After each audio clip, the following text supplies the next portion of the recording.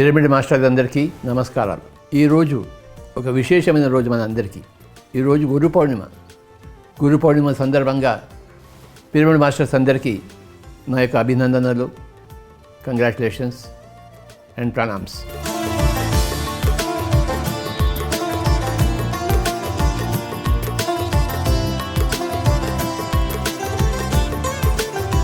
ఈరోజు నేను విశేషంగా శ్రీ సదానంద యోగి గారిని తలుచుకుంటున్నాను. మన పిరమిడ్ స్పిరిచువల్ సొసైటీ మూమెంట్కి ఆయన ఆది పురుషుడు, బీజం, మూలం. ఈరోజు ఆయన్ని తలుచుకుంటూ మనం ఈరోజంతా గడుపుతాం. మొట్టమొదటిసారి ఆయన్ని నేను కలుసుకున్నది జనవరి 1, 1981 కర్నూలులో ఓల్డ్ బస్ స్టాండ్ దగ్గర రాఘవేంద్ర లాడ్జ్ అని చెప్పేసి ఒక లాడ్జ్లో ఒక చిన్న గదిలో ఆయన్ని కలుసుకోవడం జరిగింది. ఆయన సన్నగా పొడవుగా ఉండేవారు. ఒక చిన్న గదిలో ఒక నులక మంచం మీద పడుకొని ఉన్నారు. వెళ్ళేటప్పటికి ఆ రోజు జనవరి 1, 1981 మేము ముగ్గురం వెళ్ళాం. నేను, మా ఇద్దరు కొలీగ్స్ శ్రీ రామచంద్రారెడ్డి గారు, వెంకటరత్నం గారు, ముగ్గురం కలిసి వెళ్ళాం ఆ రోజు. అంతకుముందే తెలిసింది ఒక గొప్ప మహానుభావుడు ఉన్నారని చెప్పేసి, కానీ వెళ్ళడానికి కుదరలేదు. ఆ మహానుభావుడు ఉన్నాడని చెప్పేసి సమాచారం అందిన నెల రోజులకల్లా ఎట్టకేలకు బయలుదేరి వెళ్ళాం. పొద్దున్నే ఆ Raghavendra lodge Kurnool bus stand, old bus stand వెనకాల వెళ్ళి ఆయన దర్శనం చేసుకుని కింద కూర్చున్నాం. ఆయన ఇలా చూశారు. చూసి ఎందుకు వచ్చారు అని అడిగారు. మేము ఇంకా సమాధానం చెప్పే లోపలే ఇక్కడ బ్రహ్మజ్ఞానం తప్ప ఇంకేది దొరకదని చెప్పారు. మేము మెల్లిగా నమస్కారం పెట్టి మాకు అదే కావాలి స్వామీజీ అని చెప్పాము. అప్పుడు ఆయన సంతోషించి ఒక 15 నిమిషాలు అనర్గళంగా చెప్పారు. చెప్పి రేపు పొద్దున్న రండి, ధ్యానం చెప్తానని చెప్పారు. తప్పకుండా స్వామీజీ అని చెప్పేసి ఆయన దగ్గర సెలవు తీసుకుని మర్నాడు పొద్దున్నే 4:30 కల్లా ఆయన దగ్గరికి వెళ్ళాం. ఆయన కూర్చోబెట్టి ఈ యొక్క మన ధ్యానం, శ్వాస మీద ధ్యాస ధ్యానం, ఆనాపానస ధ్యానం ఆయన చేయించారు. ఆ రోజు మొదలుకొని ఆయన శరీరం వదిలిపెట్టేంత వరకు కర్నూలులో నేను ఎన్ని రోజులు ఉన్నా అన్ని రోజులు ఆయన దగ్గరికి వెళ్ళి కూర్చుంటుండేవాడిని. మామూలుగా నెలకి 20-25 రోజులు నేను క్యాంపులో ఉండేవాడిని. మిగిలిన రోజులంతా కర్నూలులో ఆయన దగ్గర వెళ్ళి కూర్చోవడం అలవాటైపోయింది. ఆయన ఎన్నో విషయాలు చెప్పేవారు. ఆయన జీవిత విశేషాల గురించి చెప్పేవారు. అవన్నీ చక్కగా వింటూ ఉండేవాడు. ఆయనకి నేను చేయదగిన చిన్న సేవలు చేసుకుంటూ ఎంతో చక్కగా ఆ రోజులు గడిచాయి స్వామీజీ వారితో. 1981 నుంచి 83 వరకు 2 సంవత్సరాల పైగా వారితో గడపడం జరిగింది. ఈరోజు నేను మళ్ళీ వారిని గుర్తు చేసుకుంటున్నాను. ఎప్పుడు గుర్తుంటూనే ఉంటారు, కానీ ప్రత్యేకంగా అందరి కోసం మళ్ళీ ఈరోజు గుర్తు చేసుకుంటున్నాను గురు పౌర్ణిమ సందర్భంగా. ఆయన జీవిత విశేషాలు, ఎక్కడో అరబ్ కంట్రీస్లో పుట్టి పెరిగి తన చిన్న పిల్లవాడి వయసులో ఊరి బయట ఒక ఫకీర్ని కలుసుకుంటే ఆ ఫకీర్ నాతో పాటు వస్తావా అంటే వస్తాను ఈ తలోపి పాదలేపనంతో ఇద్దరు అక్కడ మాయమైపోయి భూటాన్ అడవుల్లో వచ్చారు. ఇది స్వయంగా ఆయన చెప్పింది నాకు. ఆ పాదలేపనం పూస్తే ఇద్దరు అరబ్ కంట్రీస్లో మాయమైపోయి భూటాన్లో వచ్చారు. అక్కడ ఒక 10 సంవత్సరాలు, 7 వయసు నుంచి 17 వయసు వరకు ఆయన ఆ గురువుగారితో ఉండి సేవలు చేసుకుంటూ మౌనంలో గడిపారు. ఆ గురువు మాట్లాడలేదు, ఈ అబ్బాయి మాట్లాడలేదు. 10 సంవత్సరాలు అలా గడిచిపోయింది. చివరికి ఒకరోజు ఆ 17 అబ్బాయిని తన ఒళ్ళో పెట్టుకుని ఆ గురువుగారు నేను పోయే సమయం వచ్చింది ఆయన అప్పుడు నోరు తెరిచాడు ఆయన. అంటే ఒక్కొక్కరి జీవితాలు ఎలా ఉంటాయో చూడండి. అందరి జీవితాలను చూసుకుంటేనే మన జీవితం గురించి మనకు అర్థమవుతుంది. ఆ చిన్న అబ్బాయి అరేబియా నుంచి మరి భూటాన్కి వచ్చి మాట్లాడే వాళ్ళు ఎవరు లేరు, ఇంతసేపు ధ్యానమే. మరి 10 ఏళ్ళు గడిచిపోయిన తర్వాత అప్పుడు నోరు ఇప్పినప్పుడు అప్పుడు పోతానని చెప్పారట ఆయన. అలా చెప్పేసి ఆయన వెళ్ళిపోయారు, శరీరం వదిలిపెట్టేశారు. ఈ అబ్బాయి ఆ శరీరాన్ని పాతిపెట్టి అక్కడే కూర్చొని ఏడుచుకుంటూ 3 రోజులు జరిగిన తర్వాత అక్కడి నుంచి ఒక వాయిస్, ఆ శరీర వాణి వినపడింది ఆ అబ్బాయికి. నువ్వు పైకి ఇంకా హిమాలయాకి పో అని చెప్పేసి.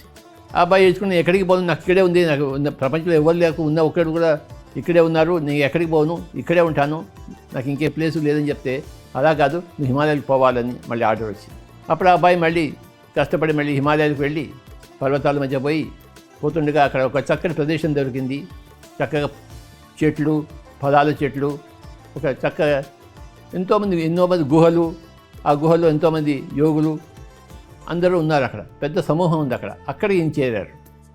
అక్కడ వారిని అడిగితే వీరికి ఒక గుహ ఇచ్చారు. నువ్వు ఆ గుహలో ఉండు నాయన అని చెప్పేసి. సో అక్కడ ఒక 80 సంవత్సరాలు ఆయన తపస్సు చేసుకున్నారట. ఆ గుహలో చక్కగా పళ్ళు తింటూ అందరితో కలిసి ఉంటూ ఆ గుహలో 80 సంవత్సరాలు ఉన్నారట.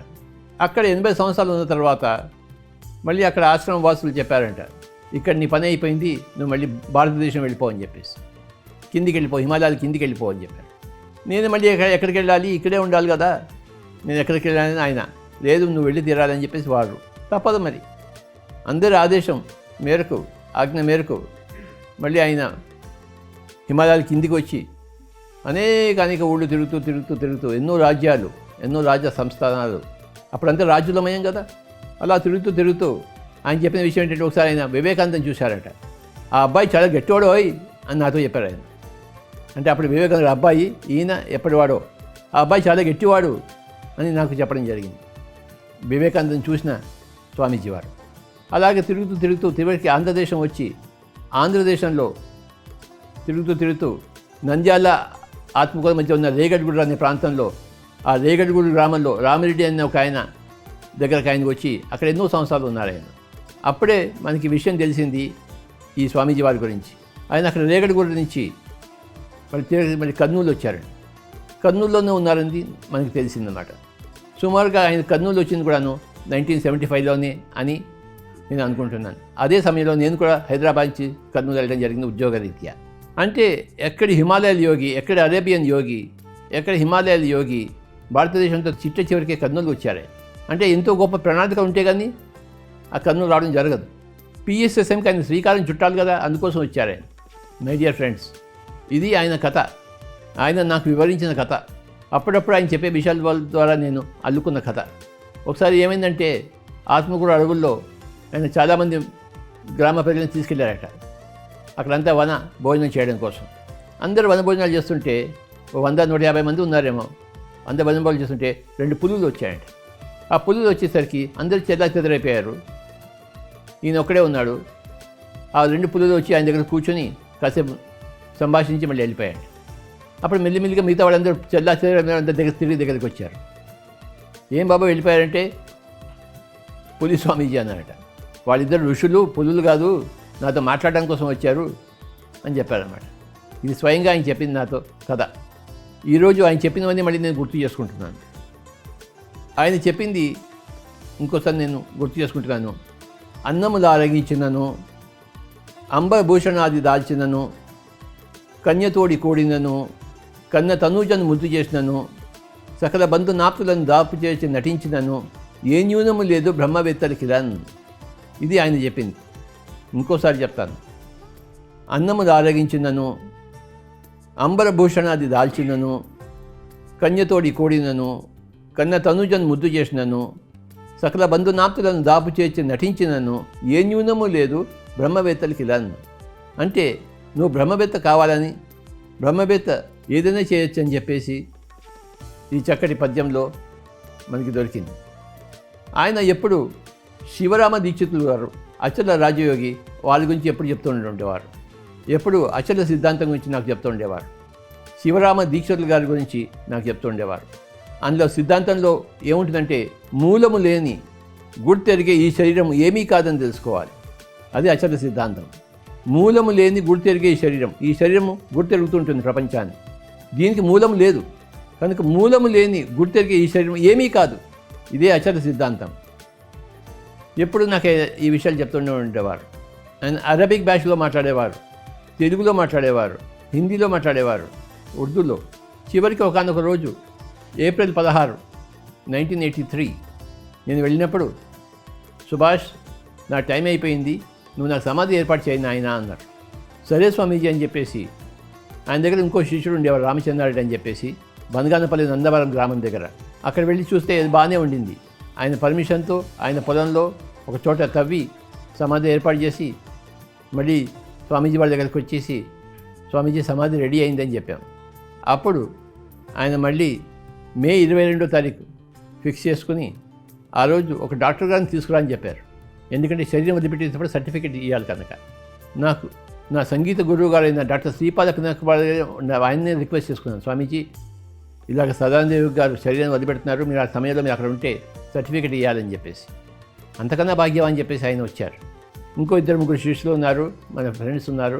అందరి మధ్యలో ఆయన శరీరాన్ని వదిలిపెట్టేశారు, శ్వాసను వదిలిపెట్టేశారు. శ్వాస తీసుకోవడం ఆపేశారు ఆయన. అంటే అది ఎంత గొప్ప ప్రక్రియ చూడండి. ఇది 1983 మే 22న జరిగింది పొద్దున. అప్పుడే నా కంపెనీ దగ్గర ఒక బండి ఉండింది. ఆ కంపెనీ బండిలో ఆయన శరీరాన్ని వేసి అక్కడ వెళ్ళి నందవరం వెళ్ళి మళ్ళీ అక్కడ సమాధిలో ఆయన ఫిక్స్ చేసి పైనుంచి రాయి కప్పేసి ఆ రోజు కార్యక్రమం ఇలా జరిగింది. మై డియర్ ఫ్రెండ్స్, ఈరోజు గురు పౌర్ణమి సందర్భంగా యావత్ పిరమిడ్ స్పిరిచువల్ సొసైటీ మూవ్మెంట్ వారిని గుర్తు చేసుకుంటూ వారికి ధన్యవాదాలు చెప్పుకుంటాను, వారికి నమస్కరిస్తుంది, ప్రణామాలు చేస్తాను, సాష్టాంగ ప్రణామం. ఆయన చెప్పింది నాకు, సుభాష్ డూ ఆర్ డై, చేయి లేకపోతే చావు అని చెప్పేసి. ఏం చేయాలో నాకు చెప్పలేదు, అది మన ఇష్టం. కానీ మన ఇష్టం ఉన్నది మనం చేయడానికి కోసం వచ్చింది చేసే తీరాలి, లేకపోతే చచ్చే తీరాలి. అది ఆయన సందేశం, డూ ఆర్ డై. మనం ఎందుకోసం జన్మ తీసుకున్నామో అది చేసే తీరాలి, లేకపోతే ఆ జన్మ ఎందుకు? ఇది దాని అర్థం, డూ ఆర్ డైలో అర్థం. ఎందుకోసం మనం పుట్టాము, ఏ కారణంతో పుట్టాము? కారణం లేకుండా కార్యం జరగదు కదా. ఫలానా ప్లాన్ వేసుకుని మనం పుడతాం. ఈ జన్మలో ఇది చేస్తాను, ఇది చేస్తాను, గత జన్మలో అది చేశాను, ఈ జన్మలో ఇది చేస్తాను అని ఒక ప్రణాళికలతో వస్తాం మనం. మన ప్రణాళిక మనమే జవాబుదారీ. మన ప్రణాళికలను ఎవరు నెరవేరుస్తారో మనమే నెరవేర్చుకోవాలి, లేకపోతే ఆ జన్మే వేస్ట్. అందుకే మన మెసేజ్ డూ ఆర్ డై, చేయి లేకపోతే సావు. రాముడు వచ్చింది దుష్ట సంహారం కోసం, శిష్ట రక్షణ కోసం. ఆయన చేస్తే తీరాలి. అందుకోసమే దశరథుడు కొడుకుని తనకు తెలియకుండానే అరణ్యవాసం చేయించాడు. ఆ పరిస్థితులన్నీ కల్పించాయి, ఎందుకంటే రావణ సంహారం జరగాలి కదా. ఎందుకంటే అందుకోసమే ఆయన రాముడు పుట్టాడు. అలాగే అర్జునుడు గాంధీయం వదిలిపెట్టేసినప్పుడు యుద్ధం చేయి నాయనా అన్నాడు కృష్ణుడు. అది నీ జన్మ కార్యక్రమం, నీ ప్రణాళిక, నువ్వు చేయి లేకపోతే చావు. యుద్ధంలో చావు, యుద్ధంలో వాళ్ళని చంపు లేకపోతే నువ్వు చావు. Do or die. సేమ్ భగవద్గీతలో కూడా అదే అర్జునుడు చెప్పేది, డూ ఆర్ డై. నువ్వు యుద్ధం చేయి. యుద్ధం చెప్పిన ఇంటికి పారిపోతానంటే లాభం లేదు, అది చావే, అది చావుతో సమానమే. యుద్ధం చేస్తావా లేకపోతే ఇంటికి పోయి గాజులు దొడుకుని కూర్చుంటావా, నీ ఇష్టం. అది డెత్తో సమానం, చావుతో సమానం. యుద్ధంలో నువ్వు చేస్తే వీరస్వర్గం వస్తుంది, లేకపోతే గెలిస్తే ఇవన్నీ రాజు అవుతావు. ఇదే భగవద్గీత సందేశం అందరికీ. నీ ప్రణాళికను నువ్వు యుద్ధం చేస్తూ చచ్చిపో, అది కరెక్ట్. కానీ నీ ప్రణాళికను వదిలిపెట్టేసి ఇంట్లో గాజులు తొడుకుని కూర్చుంటే లాభం లేదు. నీ ప్రణాళిక ఏమిటో నువ్వు చెయ్యి, డూ ఆర్ డై. నీ ప్రణాళికను చేపడతావా, నువ్వు చేస్తున్నట్లు లెక్క. నీ ప్రణాళికను వదిలిపెట్టేసావా, నువ్వు చనిపోయినట్లు లెక్కే. నువ్వు బతికి ఉండవచ్చు, కానీ నువ్వు చనిపోయినట్టే లెక్క. ఎందుకంటే ఆ బ్రతుకు నిరర్థకం. ఇదే భగవద్గీత సందేశం. హతోవా ప్రాప్స్యసి స్వర్గం జిత్వా వా భోక్ష్యసే మహీం తస్మాత్ ఉత్తిష్ఠ కౌంతేయ యుద్ధాయ కృత నిశ్చయ. నువ్వు చనిపోతే ఒకవేళ యుద్ధంలో నీకు స్వర్గం వస్తుంది కదా. నువ్వు గెలిచావనుకో, ఈ రాజ్యం అంతా నీదే కదా. కనుక అర్జున లేయి, కింద పడిపోయావు, లేచి కూర్చో, లేచి నుంచో. యుద్ధాయ కృత నిశ్చయ, యుద్ధం చెయ్యి. హతోవా ప్రాప్స్యసి స్వర్గం జిత్వా వా భోక్ష్యసే మహీం తస్మాత్ ఉత్తిష్ఠ కౌంతేయ యుద్ధాయ కృత నిశ్చయ. కనుక మన పిఎస్ఎస్ఏ మోటో అంతా కూడాను డూ అండ్ డైలో ఉంది. Do or die, do or die, do or die. అందరికీ నమస్కారం.